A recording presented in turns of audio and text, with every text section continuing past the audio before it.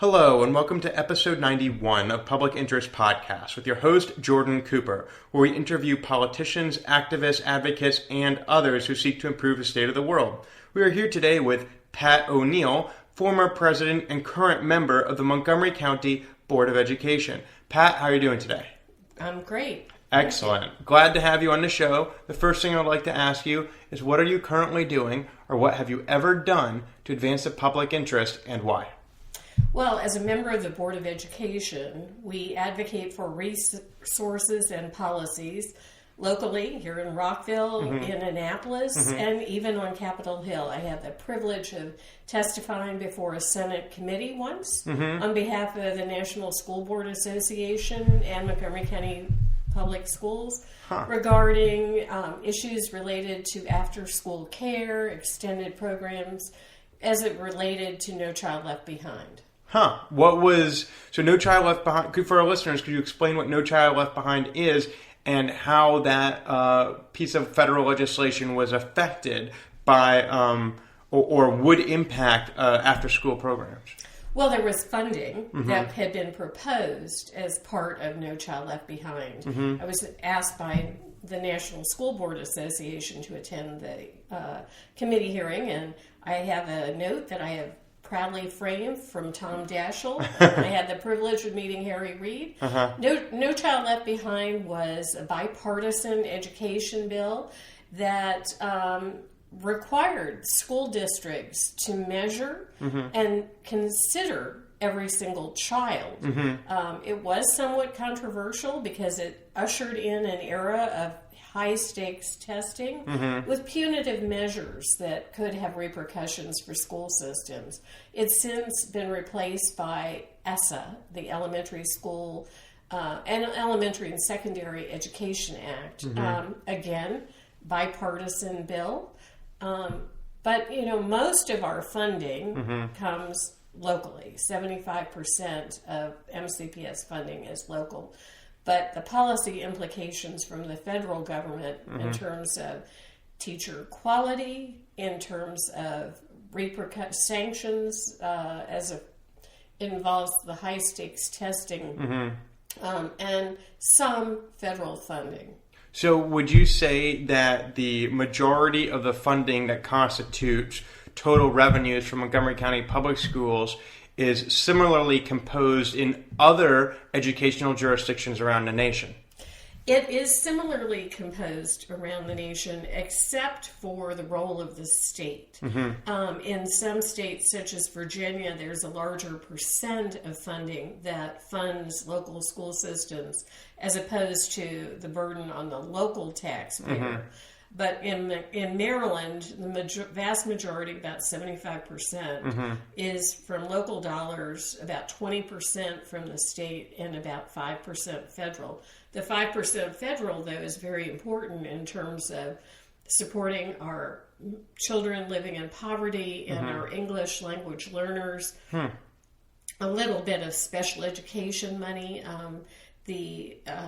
Years ago, when the Special Education Act was passed, IDEA, Individuals with Disability Education Act, the promise had been that more funding would come, but that's never come to fruition. So it seems like education in the United States, public education, primary and secondary education, is primarily funded by state and local levels and not by the federal government. Correct. We wish there was more federal involvement via money, but that's not been the case. Well, you went to testify in the U.S. Senate in order to improve funding for after-school programs. I guess the question I'd like to ask you is, what is the purpose of Montgomery County Public Schools? And within that purpose or mission or vision, how do non-directly academic curricular activities fit into that program? Like, how does free and reduced meals or after-school programs or how do those other things fit into the mission for public schools? The most important role of public education is to educate all children when public education was first established in this country in the 19th century, it was designed to educate the future citizens of this country, and that really is a primary mission. Public schools educate all children regardless of race, ethnicity, wealth, disability, and unlike private schools, which can be selective, we take all children. And we don't ask immigration status, we educate all children. The purpose has somewhat expanded. We have about a third of our children on free reduced meals. In the Montgomery County Public Schools, we have 159,000 students. About 49,000 are on free or reduced meals, which is significant. That's more children in our public school system than DC has in the entire DC public school system, excluding charters. They have about 47,000 students, and our level of poverty is growing by leaps and bounds. So why is it the school system's responsibility to deal with this poverty and provide funds for these reduced and free meals and these after-school programs? The federal government provides funds for reduced price lunches or for free lunches. The state of Maryland has gone to a program called Maryland Meals for Achievement, which provides universal free breakfast in some of our most needy schools where we have the highest level of poverty. And that means you don't have to prove your level of poverty. Everybody gets free breakfast. We have about 70 schools, including 2 high schools now, that receive universal free breakfast, courtesy of Maryland Meals for Achievement. You know, poverty, being hungry, is a barrier to learning. And one thing that we strive to do is reduce any circumstance that might create a barrier to learning. A child with a rumbling tummy is not concentrating on mathematics or reading. So we provide meals, breakfast, in some school, in about 70 schools universally, free lunch and reduced price lunch to children in need. In some circumstances, in our after-school programs, we provide snacks, supper in some cases, and working with nonprofits and our county council, we provide Friday backpacks of food for about 2,000 students who might not make it through the weekend with adequate nutrition. Interesting. And this also happens, what happens if the students are on vacation, like summer vacation? Well, we provide summer meals. We even have a mobile food truck that goes out into some neighborhoods that to reach children where they are. We have the largest food kitchen, school system kitchen, east of the Mississippi. We provide our own meals. And in some cases, we also provide meals for senior centers and in some rec programs. But our summer... The public school system provides meals at rec centers and for seniors who are over the age of 18. Correct. In specific circumstances. But we have a very ambitious, robust summer feeding program because we know that hunger doesn't take a vacation. It almost sounds like the public school system is almost an entry point for a social welfare program, which is to say a social safety net. Is that true? It could be. It could be perceived. I mean, our mission is first and foremost to educate children, but we have to remove barriers to learning. We have a number of linkages to learning sites which provide wraparound services for families.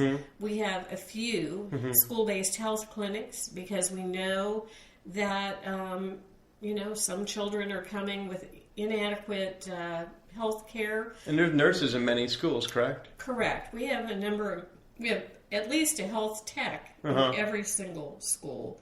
Every public school has a health technician, courtesy of our county council. But many of our schools do have nurses. The nurses supervise our health technicians. Is there any data on how well students perform now compared to how well they perform prior to these social services being available for them? I'm not sure that we can quantify that amount. I will say, though, our graduation rates are approaching 90%, and back in the 1950s, it was only about 50% nationwide. That, as school systems struggle with graduation rates, trying to make sure that every child graduates, right, there is a disconnect between what we are performing now versus what the facts were in earlier eras. The dropout rate was much greater in the 1950s than it is today. And just to be clear, since you mentioned a national statistic, in the 50s, Montgomery County followed the national trend? Yes. Okay. So, let's get back to you for a moment. So, you're a member of the Montgomery County Board of Education. Why? What interests you, and what really propels you through this time? Because you've been on it for a long time. Well, I feel like I'm the mother of 159,000 students. Before I ran for the Board of Education, I was a PTA activist for 12 years. Yeah. There was an opening on the Board of Education, and I had been actively involved in the Walt Whitman cluster PTAs. I'd been involved with it. And why was that? My children. Your my children got me involved in their local schools, and I really, really enjoyed it, and I began advocating with the Board of Education, with the County Council, for resources for our community schools. And before you became a mother, were you at all interested in public education? Well, before I became a mother, I was in retailing. I was a cosmetic buyer. But before that, when I was in college, I was a social science major. And I needed a job when I graduated from college. Yeah. And I got a job in a retail management program. I did that for a decade before my oldest daughter was born. Then I became a stay-at-home mom and volunteered as the PTA leader. And the rest is history. The rest is history. My friends in the PTA talked me into running, and they helped my campaign. And the rest is history. 18 years. This is my 5th term on the Board of Education. You've been on the Board of Education for 18 years now? Yes. That's quite a long time. Yep. I'm the 2nd longest serving board member in Montgomery County. The longest serving board member, Blair Ewing, served 22 years. So the oldest student, approximately, in Montgomery County Public Schools was born around the same time that you joined the Board of Education. Correct. So correct. That's quite a lifetime of service. In fact, for the individuals whom you directly serve, that is exactly an entire lifetime of service. Yeah, it is. And, we are a rapidly growing school system. We're growing between 2,000 and 2,500 students a year. In the past 10 years, we've grown over 20,000 students. And what challenges does that present to the system? Well, our population is changing. Our population is becoming more diverse. We have more English language learners. Our kindergarten population is about 1/3 English language learners.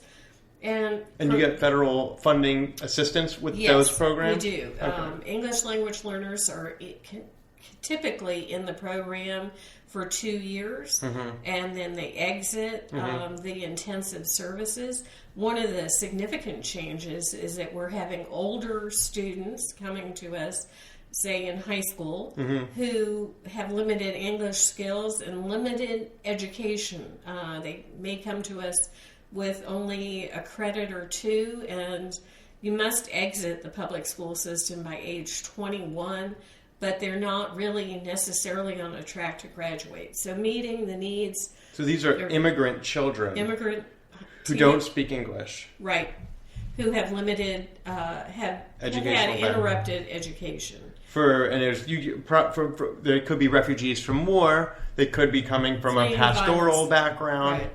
We've always had some students who come to us from whatever the world circumstances are. Back in the 70s, students fleeing from Vietnam came to us, and many of them had interrupted education. So we have a program called METS, which, if you have had an interrupted education for more than 2 years.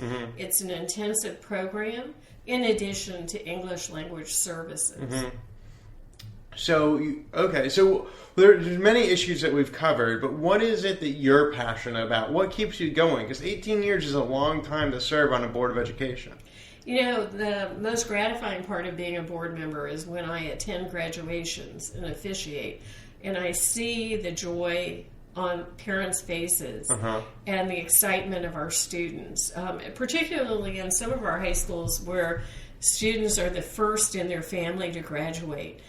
It gratifies me. You know, it's tough being a Board of Education member because when issues arise that affect people's children, they care passionately, they advocate articulately and with a great deal of passion, and every parent wants the best and the brightest future for their children, and they advocate that way. So what is it you specifically do as a Board of Education member? And then after you talk about that, I'd like to know, well, let's start with that. What specifically do you do as a Board of Education member? Well, first and foremost, the Board of Education hires the superintendent, who's the chief executive officer of the school system. That is our number one job. We are the like the board of directors of a Fortune 500 company. We set the direction, we create the policies and the goals, and we hire the CEO to implement those goals and policies. But, you know, many people think we are involved with the day-to-day running of the system. Do we pick out the pizza? Do we schedule the buses? And that's not the role of a Board of Education. Is that the role of the superintendent? That is the role of the superintendent and his staff. Okay. He is the Board of Education's employee, sole employee. Although all employees work for the Board of Education, we hire the superintendent. And nationwide, that is the role of a Board of Education. In some cases, in some jurisdictions, not in Maryland, local boards issue their own bonds. They have taxing and bonding authority. So in those cases, Board of Education members are out there in the community trying to pass those bonds. But we're very lucky here in Maryland that that's not the case. It is the role of the county council to levy taxes and to issue bonds. So you painted a little picture for us where you are standing on a graduation stage in June of whatever year, and you see the students come by. Sometimes they're becoming the first in a family to graduate, and that gives you a good deal of gratification. Can you talk about how you see yourself having a direct or perhaps an indirect effect on the success of these students, and how you can really measure how you personally have been able to help improve the school system and have an impact on these students' lives? Well, what we have to do from that point of standing on the stage at graduation is back map to make sure that every student has what they need. When I came on the Board of Education, we had 9 all-day kindergartens. And kindergarten You said is 9 all-day? 9 all-day kindergartens. You mean in 9 elementary schools? In 9 elementary schools. Okay. We implemented a program, and we put in our our highest poverty schools, all-day kindergarten, and then we began to roll it out district-wide.